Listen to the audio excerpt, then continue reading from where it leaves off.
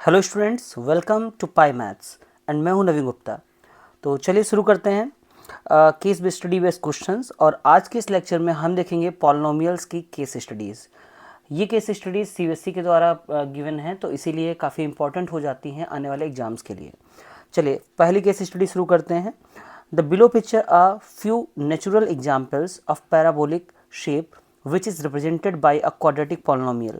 A parabolic arc is an arc in the shape of a parabola. In structures, their curves represent an efficient method of load and so can be found in bridges and in architecture in a variety of forms. Generally जो parabolic shapes हैं या parabolic जो curve होता है उसको हम लोग class 11th में कॉनिक सेक्शन नाम से चैप्टर है वहाँ पे पढ़ते हैं। बट केस स्टडी में देखा गया है कि पैराबोला के जो कर्व्स हैं वो अक्सर पूछे जाते हैं। तो आप देख लीजिए कि इस टाइप की जो शेप होती है, ये जो आर्क बनी हुई है या जो इस तरीके से आर्क्स बनी गई हैं यहाँ पर, ये सब जो हैं पैराबोला को रिप्रेजेंट करती हैं, लाइक दिस वन। ठीक है, देख पा रहे होंगे यहाँ पे जितने भी यहाँ पे ये फिगर्स गिवन हैं ये सब में एक पैराबोलिक आर्क दिखाई गई है। अब ये देखिए यहाँ पर इस तरीके से कुछ दी गए हैं। ठीक है, तो ये सारे के सारे पैराबोला को रिप्रेजेंट करते हैं। ठीक, तो इस पे बेस्ड क्वेश्चंस कैसे आते हैं देखिए। जैसे पहला क्वेश्चन से पूछा गया है, in standard form of quadratic polynomial ax square plus bx plus c। Basically जो पैराबोलिक कर्व होता है वो हमारा क्वाड्रेटिक इक्वेशन के फॉर्म में होता है। ओके, तो यहाँ पर हम क्वाड्रेटिक इक्वेशन से बेस्ड जो क्वेश्चन हैं उनको देखते हैं। तो in the standard form of quadratic polynomial this a b c are all are real numbers. Yes, it can be true. All are rational numbers, ये भी हो सकता है बट एग्जैक्टली ट्रू है नहीं, ऐसा नहीं कह सकते। फिर C, a is non real zero number and b and c are any real number. ठीक है, तो ये c वाला जो पार्ट है दैट मस्ट बी ट्रू, क्योंकि अगर ax square plus bx plus c में अगर आप कभी c जीरो करते हैं तो कोई फर्क नहीं पड़ेगा, क्योंकि इक्वेशन हमारी क्वाड्रेटिक रहेगी। अगर b वाले टर्म को हम जीरो कर लेते हैं तब भी कोई इफेक्ट नहीं आने वाला है। बट अगर a वाला टर्म जीरो हो जाता है, इन दैट केस ये पूरी की पूरी इक्वेशन क्वाड्रेटिक बचेगी नहीं, ये लीनियर इक्वेशन के फॉर्म में कन्वर्ट हो जाएगी। तो इसीलिए a must be non zero, यानी a की value not equal to zero होनी चाहिए। इसके अलावा b और c की वैल्यू जो है वो रियल नंबर में कुछ भी हो सकती हैं, उस पर हमारा जो आंसर है वो डिपेंड नहीं करता है। तो c is the right answer. Okay, देखिए अगला part, d is the if the roots of the quadratic polynomial are equal where the discriminant d is equal to b square minus 4ac then.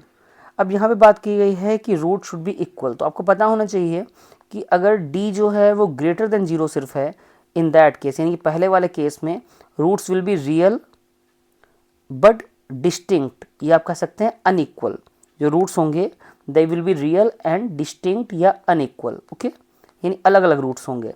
Okay, next, d अगर less than zero होता है तो उस case में हमारे roots जो हैं वो रियल होंगे ही नहीं, the roots will be imaginary.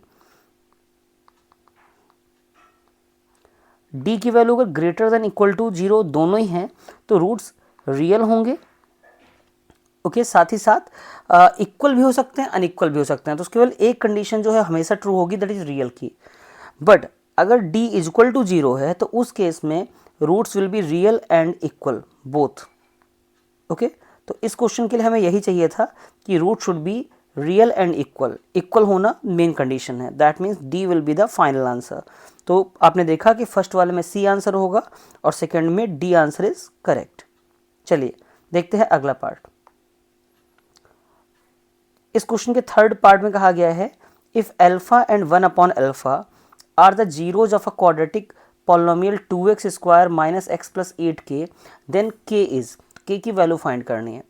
तो देखिए अगर हम लोग रूट्स पे ध्यान दें तो एक रूट है alpha, the second one is 1 upon alpha. तो दोनों में कुछ सिमिलरिटी है कि अगर फर्स्ट रूट अल्फा है तो उसका जस्ट जो रेसिप्रोकल है वो सेकेंड रूट दिया गया है। यानी अगर दोनों रूट्स को हम मल्टीप्लाई करते हैं, दोनों का प्रोडक्ट निकालते हैं, दैट विल बिकम 1। तो alpha into 1 upon alpha is going to be 1। But हम जानते हैं कि जो प्रोडक्ट ऑफ रूट्स होता है that is alpha into beta that is equal to c upon a, where c is the constant term and a is the coefficient of x square. तो यहाँ से अगर देखा जाए क्वेश्चन में तो सी is 8k and a is 2, तो we can put 8k upon 2 और यहाँ से अल्फा कैंसिल हो गया, यहाँ पे 1 आ गया इज इक्वल टू 4k। तो आप k की वैल्यू निकाल सकते हैं विच इज़ 1/4। क्वेश्चन में यही आपसे पूछा गया है कि what will be the value of k, तो k की value is 1/4। Okay, I hope आपको तीनों पार्ट अच्छे से क्लियर हो गए होंगे। चलिए देखते हैं अगला part. Fourth is the graph of x square plus 1 is equal to. अब अगर x square plus 1 is equal to 0 की बात करते हैं आप, तो इसका जो ग्राफ होगा, first is intersect x axis at 2 distinct point. जैसा हम जानते हैं कि x square plus 1 is equal to 0 रखने पे इसके आप प्रॉपर्ली फैक्टर्स नहीं कर सकते। अगर आप x की वैल्यू भी निकालना चाहते हैं तो -1 आ जाएगा, यानी x is equal to √-1, and √-1 is going to be an imaginary number. Okay, अब इमेजिनरी नंबर आ रहा है तो इसका मतलब पहला वाला ऑप्शन तो हमारा गलत हो गया। Second, touches x axis at a point, भाई यहाँ पॉइंट ही नहीं मिल रहा हमें, तो यानी ये टच भी नहीं करेगा। Neither touches nor intersect x axis, फिर आइदर टचेज और इंटरसेक्ट एक्स एक्सिस पे इंटरसेक्ट नहीं कर रहा है, तो only C option is correct, that is neither it touches और नॉर इंटरसेक्ट एक्स एक्सिस। क्योंकि बिकॉज यहाँ पर रीजन ये है कि x की जो वैल्यू आ रही है वो इमेजनरी आ रही है, और जब पॉइंट ही इमेजनरी है दैट मीन्स रियल पार्ट में ये टच नहीं कर सकता। ओके, तो सी इज द राइट आंसर। चलिए देखते हैं question number 5। If the sum of the roots is -p and the product of the roots is -1/p, then the quadratic polynomial is. अब ध्यान दीजिएगा कि अगर सम की बात की गई है और प्रोडक्ट भी दिया गया है, तो क्वाड्रेटिक पॉलिनोमियल का फार्मूला होता है x square minus sum of roots या सम ऑफ जीरोज, जो भी आप कहना चाहें, into x plus product of zeros या रूट्स। ठीक है, अगर पॉलिनोमियल है तो रूट्स रखेंगे, अगर इक्वेशन है तो वहाँ पे जीरोज लिख लेते हैं। तो x square minus sum of roots की बात की जाए दैट इज -p, तो ये +p(x) हो जाएगा। Product of roots is -1/p। Okay, अब इसमें जब एलसीएम लेते हैं तो इट बिकम्स px² प्लस इसमें आप एलसीएम होने पे p² x आ जाएगा, और इसके बाद में आपको मिल जाना है -1। ओके, अब p आप चाहें तो बाहर जो है 1/p कॉमन कर लीजिए, तो ब्रैकेट में आ गया px², फिर आपके पास वैल्यू है p²x और -1। इसके अकॉर्डिंग अगर आप देखें तो आपका कौन सा आंसर सही बैठ रहा है। अब देखिए यहाँ पर डायरेक्टली किसी में भी जो है x², भाई एक तो ये टर्म आ रहा है बट इससे हमारा मैच नहीं हो रहा है, तो b is the not the right answer, cut कर देते हैं। अब ए वाला ऑप्शन भी सही नहीं बैठ रहा है, तो ये वाला भी ऑप्शन कट हो जाएगा। अब बचते हैं दो ऑप्शन, इन दोनों के लिए इन्होंने p को कॉमन कर रखा है, तो आप क्या करिए p को कॉमन कर लीजिए ब्रैकेट के अंदर से। जब p कॉमन करते हैं तो आपके पास मिल जाता है ये वाला सेम इक्वेशन, यानी वी कैन राइट कि 1 × x² plus px -1/p, where 1 is k, this is the constant term. तो यानी ऑप्शन जो हमारा सही होगा वो है सी, k × x² plus px -1/p, क्योंकि k की वैल्यू 1 हो जाएगी। ओके, तो आई होप पॉलिनोमियल की जो पहली केस स्टडी है वो आपको अच्छे से क्लियर हो गई होगी। चलिए देखते हैं अगला क्वेश्चन। सेकेंड केस स्टडी देखिए।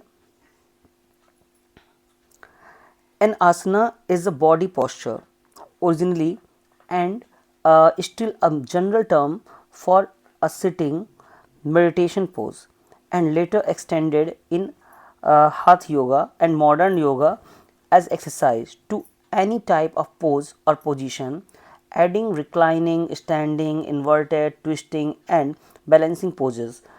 In the figure, one can observe that poses can be related to representation of quadratic polynomial. अब यहाँ पे देखिए काफ़ी सारे टाइप के आपको पोजेस गिवन हैं।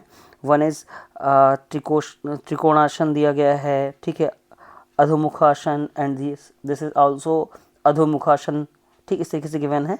तो the first one is the shape of the poses shown is. अब आप ध्यान से देखिए, अगर पिछले क्वेश्चन को हम स्टडी करें तो जो ये शेप दी गई है this is in the form of, कहीं ना कहीं आपको किस फॉर्म में दिख रहा है ये, this is all about parabola. Okay, so this is parabola की फॉर्म में गिवन है, तो आपका डी ऑप्शन सही होगा इसमें। अगला क्वेश्चन देखते हैं। Question number 2 is the graph of parabola opens downward if. अब ये चीज़ आपको थोड़ा सा एक याद करने वाली चीज़ है। अगर ग्राफ पैराबोला का डाउनवर्ड मतलब नीचे की तरफ ओपन हो रहा है, इस तरीके से है, तो उस केस में आपका जो a होगा that will be less than 0। आपको ध्यान रखना है, a की वैल्यू लेस देन 0 होगी। ओके, अगर ग्राफ आपका अपवर्ड ओपन हो रहा है, इस तरीके से ऊपर जा रहा है, तो it will be always a greater than 0। ऐसे ही अगर एक्स एक्सिस की पॉजिटिव साइड में ग्राफ ओपन हो रहा है, ए ग्रेटर देन 0, अगर एक्स एक्सिस के नेगेटिव साइड में ग्राफ ओपन हो रहा है तो a लेस देन 0। ओके, तो ये चीज़ ध्यान रखनी है आपको है। ओके, थर्ड क्वेश्चन, थर्ड थोड़ा सा मैं जूम इन कर देता हूँ। In the graph how many zeros are there for the polynomial. तो जैसा कि हम देख रहे हैं कि ये जो हमारा ग्राफ गिवन है ये एक्स एक्सिस पे 2 पॉइंट्स पे इंटरसेक्ट कर रहा है, एक -2 पे एक 4 पे। जब 2 पॉइंट पे इंटरसेक्ट कर रहा है तो there will be 2 zeros. Okay, तो आपको आंसर यहाँ पे 2 देना है। मेनली हम ये देखते हैं कि कोई भी ग्राफ जो है वो एक्स एक्सिस पे कितने टाइम्स इंटरसेक्ट कर रहा है, उसके अकॉर्डिंग हम आंसर देते हैं। फोर्थ क्वेश्चन देखिए, the 2 zeros in the above shown graph are. अब यहाँ पे देखिए x की एक वैल्यू आ रही है -2, द सेकेंड वन इज 4, तो आपके आंसर्स होंगे -2, 4। ओके, चलिए बढ़ते हैं फिफ्थ क्वेश्चन पे। The zeros of a quadratic polynomial 4√3x² + 5x - 2√3 are. अब देखिए इसके जीरोज कैसे फाइंड करेंगे, तो उसके लिए सबसे पहले हम इक्वेशन लिख लेते हैं, दैट इज 4√3x² + 5x - 2√3 = 0। आपको क्या करना है, you have to multiply 4√3 and 2√3। जब मल्टीप्लाई किया गया तो हमारे पास वैल्यू आ गई 8 × 3।